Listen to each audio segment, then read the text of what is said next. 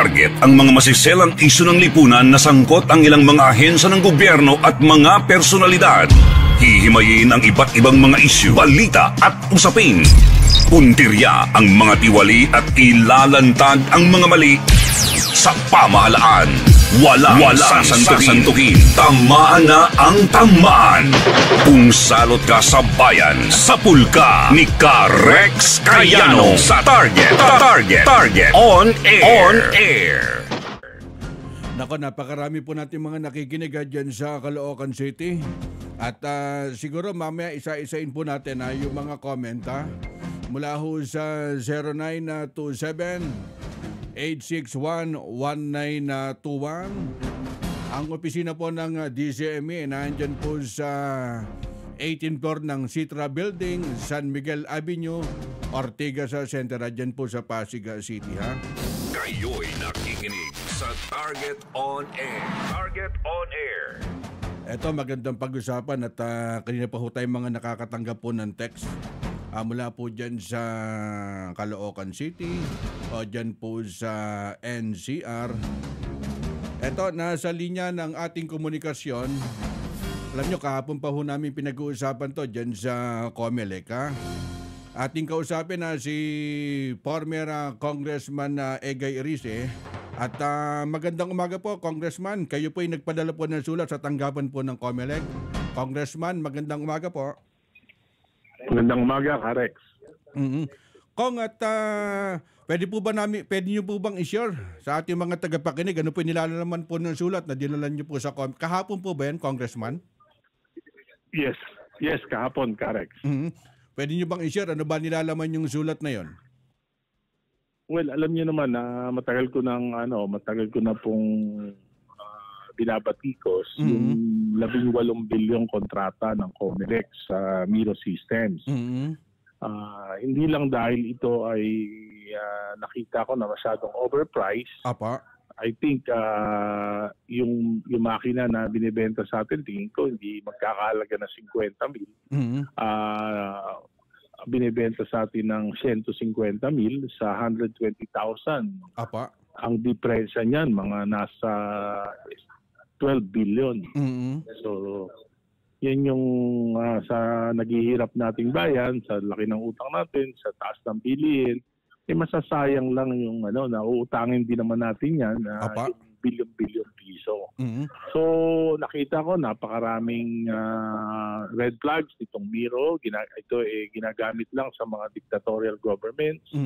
Ito ay maraming aligasyon ng korupsyon. Ito ay maraming aligasyon ng mga malfunction ng mga makina. Mayroon pang na-delay ng 6 months ang election sa Congo. Sa Iraq, 70% ng kanilang makina hindi gumana kaya nag-revert to manual elections. Hindi ko sinasagot. Tapos nakita naman natin, sabi ng Supreme Court, the Comelec committed a grave abuse of discretion in disqualifying Smartmatic. Anong ibig sabihin nito? Yung pinakamahigpit na kalaban ng Miro, dinisqualify ng Comelec para mapaboran yung Miro. Di ba? At nakita natin na meron pang makina na gumagana. Sinabi nila sira na kahit hindi pa sira. Sinabi nila walang spare parts kahit may spare parts pa. Tapos diniklara nilang unserviceable kahit hindi dumaan sa COA. Ito po ay labag sa panuntunan ng Commission on Audit. At bukod pa dyan, yung terms of reference nila mismo, violate nila yung kapartner ng Miro, local partner, St. Timothy Construction, walang experience sa election. Yung IT firm na partner nila, walang experience sa election. Kaya ang mangyayari niyan, yung at dun sa kanilang joint venture agreement, walang specific role na gagampanan. Yung mga joint venture partner, di pag nagsisihan, sino sisisihin mo? Di ba? At panghuli, sa post-qualification, yung ballot box nila, dapat hindi tinanggap pa rin dahil transparent, bawal yun sa TOR. Pagkatapos ngayon, after the fact, after the bidding, ngayon pinababago lahat nila ng mali. Pwede pala yun sa bidding. Pag mali, hindi mo di-disqualify, pababago mo lang. Yan, nakikita natin. So, napakaraming red flags na to. Di ba? Kong, tapos, may nagpadala sa akin ng galing sa Bahamas ng makapal na dokumento. Nandun yung transaction ng isang COMELEC official na nagbukas siya ng 14 accounts sa 14 na bangko sa Seychelles, sa Bahamas, sa Hong Kong, sa Singapore. At meron pang lumalabas na pinadala ng mga Koreano, identified yung mga Koreano na pinadala dun sa bank account na yun, $1 million. At ang total transaction dun sa 14 na bangko ay umaabot ng mga $15.8 million. Kaya nga pinadala ko kay Chairman Garcia, nakasil, wala naman ako sinasabi kung sino yan. Ang sinasabi ko lang, dapat imbestigahan niya. Tama po. Kasi siya ay chairman ng COMELEC. At dapat ang COMELEC, parang Caesar swipe, they should be beyond reproach dahil they will be managing the elections of our officials who will take care of our future. Di ba? Apo, yun ang sinasabi ko. Apo, former Congressman Erice, at marin din pong sinasabi ng COMELEC na fake ang mga account na kung saan di umano na pumasok dun sa mga ilang milyong dolyar po, Congressman. Well, siguro dapat paliwanag nilang mabuti. Ako naman open. Sabi ko nga, in any forum, I'm willing to testify before the courts, before Congress. Handa naman ako humarap. At para maipaalam natin, maimbestigahan natin upang hindi naman masayang yung salapi ng mamamayan. At sa inyo lang po, napakinggan po ng publiko yung regarding po dito sa Miro system. Ano to? Sa tingin niyo talaga magkakaroon po ng aberya doon po sa 2025 midterm election, former congressman? Opo, kasi nga doon sa mismong mga mismong demonstration ni Chairman Garcia, pa iba-iba eh. Apa. Minsan ito yung gagawin, minsan iba na naman. So nung nag-demonstrate ako sa programa ni Katunying, pinakita ko bakit magkakagulo kung yan ay gagamitin natin. Kasi maliwanag naman sa batas, hindi pwedeng gamitin ang isang sistema na hindi pa nagamit sa ibang bansa. At tinatanong ko naman kay Chairman Garcia, saan ba bansa nagamit to? Wala namang masabing bansa. Illegal yan pagka gano'n. Pero meron ng joint venture di ba, Congressman? Ano joint venture? Doon po sa Miro at sa COMELEC po?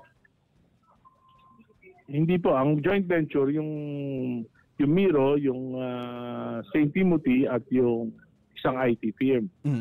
Ayon kasi sa batas, Republic Act 9369, yung election automation law, hindi po pwedeng gumamit ng isang makina at sistema na hindi pa nagamit sa ibang bansa para hindi naman maging guinea pig ang Pilipinas. Tama po. Bawal po yun. Ngayon, ang tinatanong ko, saan bang bansa nagamit to? Hindi nila masagot. Binigyan sila ng 10 araw ng Supreme Court para sagutin yung petisyon ko. Pagkaraw ng 10 araw, humingi sila ng another 30 days. Bukas ang deadline yan.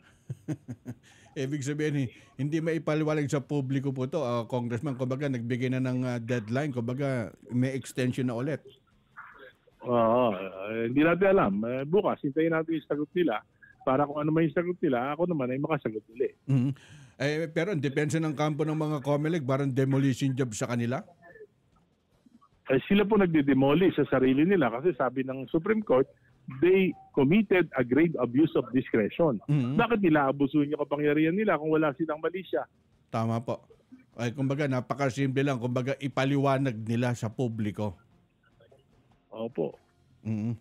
Okay, Kong. At siguro, mas maganda para mas maliwanagan ng ating mga kababayan. Hindi, actually po, next week, magpa-file ako ng graft charges against them, including the back. Hindi ko sila titigilan. Hindi ko sila titigilan kasi nakataya dito yung kinabukasan ng eleksyon natin. Tama Alam po. mo, yung automation, that's the best thing that ever happened to Philippine elections. Nabawasan ng dayaan, nabawasan ng patayan. Ngayon, bababuyin nila. Yung hamon ni Sagi Party List Congressman Rodante Marcoleta, parang halos iisa lang po to, di ba, Congressman? Opo. Kaya nga dapat imbestigahan to sa Kongreso. Okay. At ako handang humarap anytime. Kumbaga, may isang congressman na kagaya nyo at iminumulat itong napakalinis na eleksyon dapat na mangyari. Tama po. Maganda naman yung mga eleksyon natin. Nanalo si Pinoy, nanalo si Duterte, nanalo si BBM. Dito sa mga makina na nagamit na natin. Kumbaga, itong Miro system, kumbaga medyo questionable. Ito guinea pig tayo. paglalaroan tayo. Okay, Kong, at mensahe po sa publiko. Ayun lang po. Sabi na, tinatanong nila, anong motibo mo? Baka kakampi ka na Smartmatic. Ang masasabi ko lang po, sabihin nyo nang gusto nyo sabihin na ang motibo ko. Ang gusto ko lang alamin nyo, totoo ba yung sinasabi ko? Mm-hmm.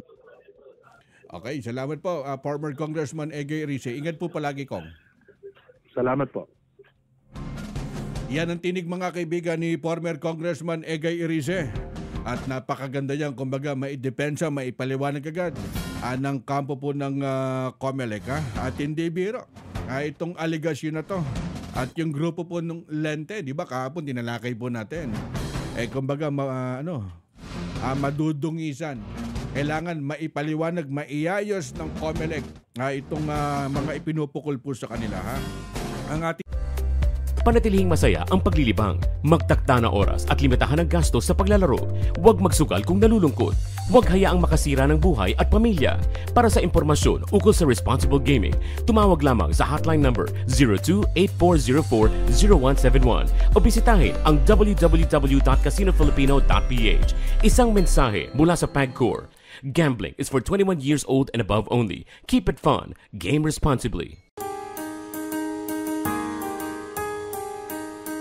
Hindi umuurong sa pagtulong, kawang gawa sa lahat sinusulong. PCSO, PCSO.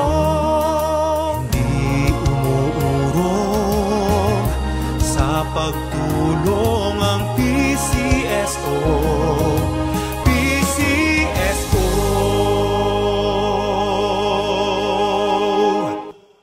Oras hatid sa inyo ng Grand 88 Gaming Corporation.